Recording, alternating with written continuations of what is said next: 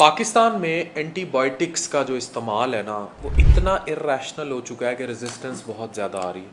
मैं ये वीडियो आप सबके लिए इसलिए बना रहा हूँ, खुदा के लिए। आजकल नज़ले खांसी ज़ुकाम इतने हुए हैं, ये देखें। मैं बतौर डॉक्टर आपको बता रहा हूँ, मेरे मेरे लिए एंटीबायोटिक्स की रसाई, महंगी से महंगी एंटीबायोटिक्स की रसाई बहुत आसान है कि मुश्किल है। मैं अभी कहूँ, मैं जितनी मर्ज़ी हैवी एंटीबायोटिक्स पक लूँ, मुझे 3 दिन से नज़ला खांसी ज़ुकाम है। इवन मेरे यहाँ चोट भी लगी। I haven't use antibiotic till now. ठीक है।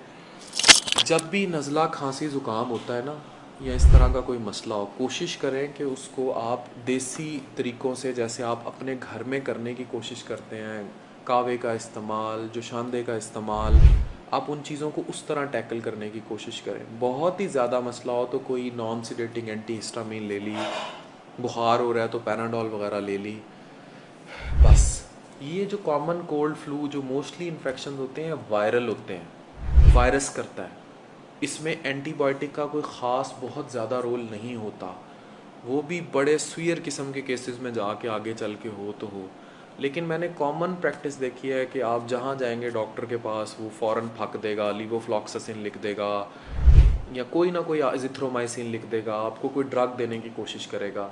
और ये चीज़ पाकिस्तान में बग्स के अगेंस्ट बहुत ज़्यादा रेजिस्टेंस लेके आ रही है।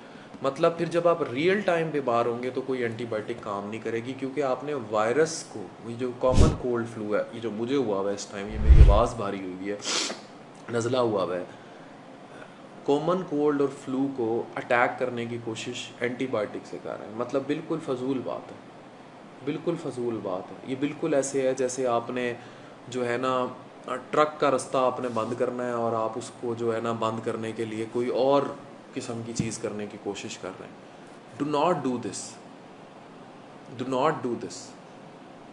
क्योंकि एंटीबायोटिक का बेजा इस्तेमाल इन, और ज़्यादा लोग काम भी इसी तरह ख़राब किया है पेरीफ्रीज पे। एंटीबायोटिक जब तक वो खाएं ना, फिर एक और एंटीबायोटिक आई हुई है सेफ्ट्राइक्सोन, जिसको हम कॉमनली ऑक्सीडिल के नाम से, कोई किसी को मसला हो जहाँ जाएं वो राइजिक का टीका और ऑक्सीडिल ऐसे ही लोग लिख लेते हैं।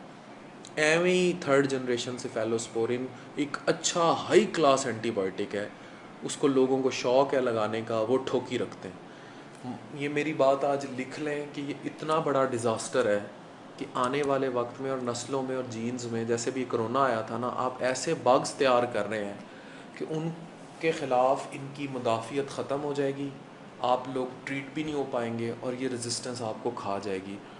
तो नज़ले खांसी और ज़ुकाम को अगर आप दवाई देते हैं, एंटीबायोटिक देते हैं, तो आप समझ लें कोई अच्छा काम नहीं करते। अगर आप दवाई खाएंगे तब आपको ठीक होने में लगेंगे 7 दिन, और अगर आप दवाई नहीं खाएंगे नज़ला खांसी ज़ुकाम में, कि जो वायरल कॉमन कोल्ड फ्लू है, तो आपको ठीक होने में लगेगा 1 हफ़्ता। तो आपने दवाई खा के 7 दिन में ठीक होना है, या दवाई खाए बगैर 1 हफ़्ते में ठीक होना है, ये फ़ैसला आप खुद कर लें। खुदारा एंटीबायोटिक्स का गैर ज़रूरी इस्तेमाल बंद कर दें। It is disaster, it is immense disaster, and I think the damage has been done. और डैमेज तभी रुकेगा अगर आज से आप ये फ़ैसला कर लेंगे कि मैं एंटीबायोटिक नहीं खानी, नहीं खानी। कॉमन कोल्ड फ्लू, नज़ले आम, खांसी, ज़ुकाम, बच्चों को, छोटे बच्चों को सेफिक्ज़ीम के सिरप ठोक देते हैं। ब्रूफिन तो चलो ठीक है, लेकिन सेफिक्ज़ीम ठोक देते हैं। और ऑगमेंटिन के सिरप पिलाई जाएंगे बच्चे को। इधर नज़ला खांसी नहीं हुआ, उधर उसके नाक मुंह में ऑगमेंटिन का सिरप तुम दिया। Disaster. Don't do this. Thank you very much.